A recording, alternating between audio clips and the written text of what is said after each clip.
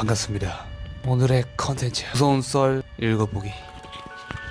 저 같은 경우는 겁이 별로 없기 때문에 조금 더 겁먹지 않을 거라서 인터넷에서 찾아서 첫 번째 썰 읽어보도록 하겠습니다.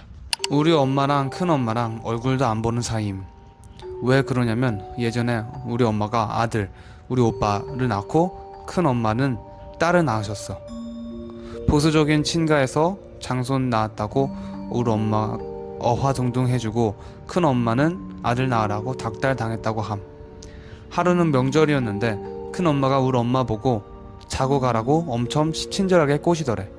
엄마는 피곤해서 친정 가고 싶은데 큰엄마가 이상할 정도로 친절하게 잘해줘서 그냥 자고 가려고 했다고 함. 자는데 그때 아기였던 오빠도 밤새고 땀 흘리고 토하고 엄마도 등이 이상할 정도로 아파서 정신을 차릴 수 없었다고 함. 결국 밤을 꼬박 새고 거실에 나와서 좀 눈 붙였더니 시원해서 조금 주무셨다고 함. 다음날 아침에 녹초가 된 상태로 일어났는데 큰엄마가 아침도 다 차려주고 왕비마마 대접을 해줘서 우리 엄마는 고마운 마음에 본인이 잤던 이부자리라도 정리하려 했대. 두꺼운 겨울 이불을 딱 접는데 그 이불 아래 부적이 다다다다닥 빼곡히 붙어 있었다고 함. 그 뒤로 가족 대판 싸우고 안 본 지 거의 20년 다 돼가.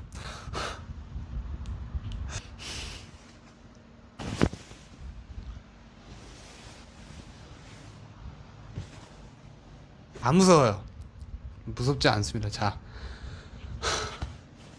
괴담이라기엔 애매한데 지인이 최근에 자취방 구해야 되는데 부동산 아니고 그냥 학교 어플 장터에 올라온 괜찮은 집 보러 갔었음. 다른 사람이 6개월 정도 쓰다가 딴 데 내려간다고 넘긴다고 올라온 월세방.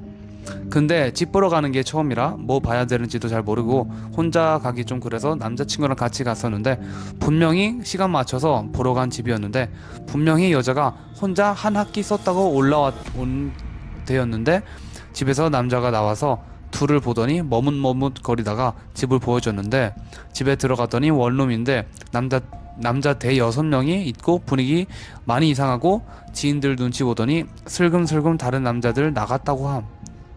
전체적으로 집 상태도 그렇고 우리 집을 보여주려고 한 것 같지도 않고 집 정리 하나도 안 돼 있고 원룸이 그냥 원룸이라 작아서 일자형으로 그냥 방부터 현관 앞 부엌 있는 데까지 그 인원이 옹기종기 앉아서 뭘 하고 있는지도 아는데 그 분위기가 들어가자마자 남자친구도 딱 이거 이상하다 하고 빡 느꼈던 분위기였다고 함.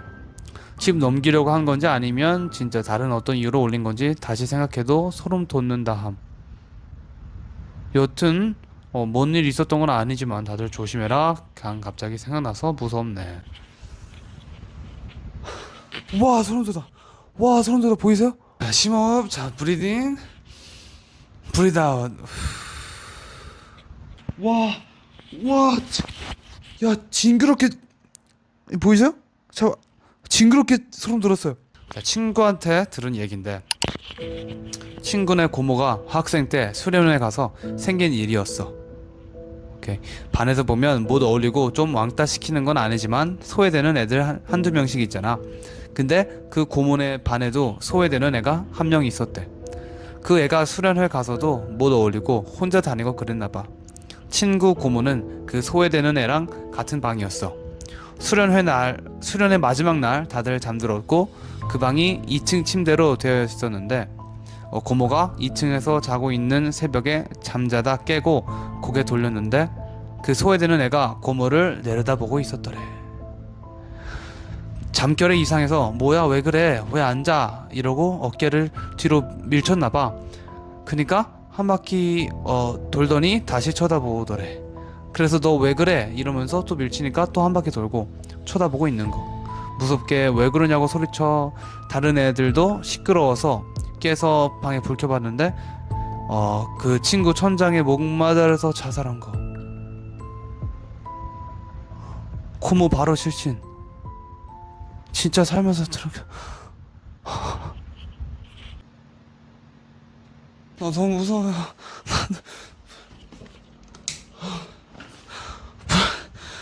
불 켜고 해야겠어요. 악몽 꿀 것 같아. 너무 슬퍼. 그리고 제목 사람이 살 수 없는 집. 안녕하세요. 저는 23살 여자예요. 다름이 아니라 제가 어릴 때 겪은 일을 재미삼아 꺼내보려고요. 재미삼아 할 이야기는 아닐 수도 있지만 글 쓰게 된 것은 오늘 영화 컨저링을 보고 왔는데, 보는 내내 예전 어릴 때 살던 집 생각이 나서 많은 생각을 했었어요.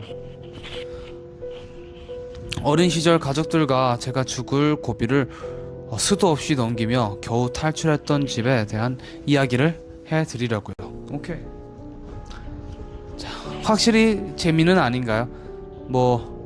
지금은 전혀 문제 없고 주변 사람들에겐 괴담 하나 풀듯이 가볍게 많이도 이야기했으니 그래도 그 집에 대해 이렇게 글 쓰긴 처음이라 뒤죽박죽일 수도 있는 점 이해해 주세요. 이해하겠습니다. 자, 나름대로 가족들과 기억을 더듬어 열심히 정리하고 있었어요.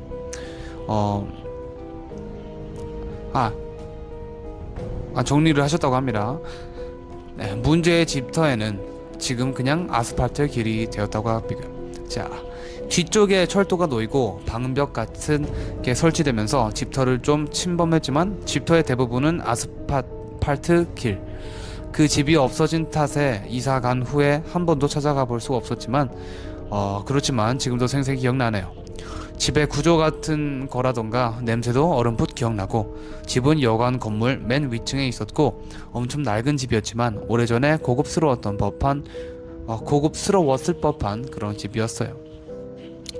엄마 말로는 이사 올 때부터 가구가 몇 개 있었는데 텔레비전 놓는 장식장이랑 거실 탁자 하나, 작은 방 침대 하나랑 안방 화장대, 주인 아줌마가 찜찜하면 버리라고 했지만 전부 나무고 고급스럽게 생겨서 그대로 두고 침대만 왠지 찜찜해서 버렸다고 하더라고요. 제가 기억하는 그 집 첫 인상은 하루 종일 햇빛이 잘 들지 않아서 벽지라든지 곰팡이가 많았고요. 주택에다 바닥도 나무고 햇빛이 잘 안 들어 바닥이 썩은 곳도 있었고, 집 자체도 엄청 낡았는데 벌레 한 마리 없었던 것 그 정도. 심지어 여름인데 모기도 없었다고 합니다. 처음엔 무섭다든지 그런 건 못 느꼈다고 하고요. 그저 마냥 신나고, 그 전에 내 가족이 한 방에 잤었는데 그렇게 갖고 싶던 오빠와 내가 잘 방 생긴 것이 기쁘고 집이 이상하게 꼭 마음에 들었던 것 같아요. 그때 오빠가 12살이고 제가 10살이었는데 엄마 아빠가 작은 방에 원래 있던 침대를 빼고 작은 침대 나란히 2개를 넣어줬어요. 일주일은 아무 일도 없이 잘 지나가고 이사 간 후 일주일 뒤 오빠 일기엔 수요일이라고 되어 있었어요. 자, 새벽에 자다가 깼는데 이상한 소리가 들렸어요. 누가 손가락으로 벽을 딱딱 치는 소리 같은 게 불규칙하게 딱딱딱딱딱딱딱딱딱 이런 식으로 들렸어요. 자, 처음엔 오빠가 일어났다 싶어서 그냥 자라고 눈을 감고 스르르 잠들었을 때 갑자기 얼굴이 너무 시원한 거예요. 그때가 여름이었거든요. 그 집이 원래 시원한 편이라 선풍기를 켜놓지 않고 도둑 든다고 창문도 닫고 자고 있었거든요. 얼굴에 바람 부는 것도 아니고 얼굴로 박하 같은 거로 세수한 기분이랄까. 나중엔 팔하고 허리까지 시원했는데 뭔가 갑갑한 느낌도 들었던 것 같아요. 그때 누가 제 어깨를 잡고 확 끌어당겼어요. 정신을 들면서 잠에서 확 깼는데 저는 서 있고 창문 앞에서 아빠가 저를 안고 있더라고요. 불도 다 켜져 있고 오빠는 방문 앞에서 엄마 뒤에 숨어 있고, 눈 떴을 때 왜 그런 상황이었는지 궁금하지도 않고 그냥 그날 아빠가 그대로 안고 안방에서 들어가서 가족들 다 같이 안방에서 잠이 들었던 것 같아요. 제가 겁먹을까봐 아무 말 안 한 것 같은데 몇 년 지나고 오빠 말로는 자다가 일어났는데 제가 창문 앞에 서서 창문을 손가락으로 딱딱 치고 있었대요. 진짜 나 하나님 믿는다. 나 무섭네. 나 진짜 겁나 짜증나네. 밤에 잠이 오지 않아 베란다에서 담배를 피고 있었습니다. 그런 제 앞으로 한밤중 한 여자가 위에서 떨어졌고, 저는 너무 놀란 나머지 시선을 돌리지 못한 채 자살하는 그 여자분과 눈이 마주쳤죠. 착각인지 아닌지 모르겠지만 그 여자와 눈이 마주치는 찰나 그녀의 웃음을 보았고요. 헛것인지 확인하기 위해 아래를 보니 아래엔 여자의 시체가 있었습니다. 너무 무서워서 일단 창문을 두고 모두 닫고 경찰에 신고를 하고 얼른 그 일을 잊고 싶어서 잠을 청하기로 했습니다. 하지만 겨우 잠든 꿈에서도 아까의 여자 얼굴이 너무 강렬해서인지 모르겠지만 꿈엔 그 여자가 나타났어요. 그 여자는 뚫어져라 나를 쳐다봤고 딱 한마디를 전했습니다. 곧 찾아갈게. 내일 밤 3시에 라고 하더군요. 그냥 악몽이겠지, 개꿈이겠지 생각했지만 두려운 마음에 친구에게 말을 하고 친구네 집으로 향했습니다. 그리고 그날 밤은 친구 집에서 잠을 청했어요. 혹시 자게 되면 꿈속에 또 나타날까 무서워서 잠이 온다는 친구를 꼬셔 맥주와 치킨을 시켜 술을 한잔하고 3시가 넘은 이후에 잠을 청했습니다. 다행히 그날은 아무 일도 없이 지나갔어요. 무사히 아침을 맞이했죠. 그리고 이제 아무 일도 없겠지 싶어서 다시 집으로 향했습니다. 집에 도착해서 문 단속 꼼꼼히 하고 어제 다 못 잔 잠을 자기 위해 침대로 누웠습니다. 근데 뭔가 섬뜩한 기분에 주위를 둘러보니 집에 있는 모든 시계가 3시로 멈춰있더군요. 그게 아니고 이게 소름이 돋네요. 우선 성경책 좀 읽고 갈게요. 안 돼. 제가 아는 형님 이야기예요. 그분께선 군 복무 중 휴가를 얻어서 친구들과 늦게까지 술을 마셨습니다. 완전 만취 상태에서 집으로 귀가를 하고 있었습니다. 그분 댁이 산골이라서 도심지에서 고개 하나를 넘어야만 했다고 해요. 보통 같으면 집으로 굳이 안 가도 될 만한데 휴가 날짜 하루라도 집에 빨리 가고 싶었던지 그 어두운 밤에 언덕을 올랐대요. 그런데 언덕을 오르는 도중 어떤 여자가 길목에 서 있더랍니다. 처음엔 무시하고 언덕을 오르는데 여자가 미동도 없고 그냥 형님을 계속 쳐다보고 있었대요. 아주 천천히 지그시. 뭔가 이상한 기분이 들었다고 합니다. 뭐랄까 산 사람이 아닌 듯 한 기분. 그때 당시에 기싸움에서 귀신에게 지면 영혼이 빨려 들어간다는 이야기가 생각났고 술 기운을 빌려 쳐다보지 말라며 소리쳤대요. 하지만 그 여자는 대답은커녕 표정에 하나 변화도 없이 계속 쳐다보고 있더랍니다. 더 소름 끼쳤던 터라 계속 소리쳤지만 여자는 미동이 없었고 그 여자에게 달려가 뺨을 막 때렸대요. 그럼에도 불구하고 여자는 미동도 없고 계속 그 형님을 노려보더랍니다. 그제서야 형님은 겁을 먹어서 허겁지겁 집으로 뛰어갔대요. 그 여자가 찾아오진 않을까 무서웠지만 그 여자는 오지 않았고 다음날 그 언덕을 가기는 싫었지만 아까운 휴가 시간이라 다시 언덕을 넘어 시내로 놀러가기 위해 향했습니다. 다행히 그 여자는 보이지 않았고 경찰차가 가득하더래요. 혹시나 무슨 일인지 궁금했던 형님은 경찰에게 물어봤대요. 어제 여자 한 분이 여기 나무 고목에 목을 매서 자살을 했어요. 근데 얼굴에 상해 자국이 있는데 이 자국이 사후에 생긴 거라 자살과 관련이 있나 살펴보고 있습니다.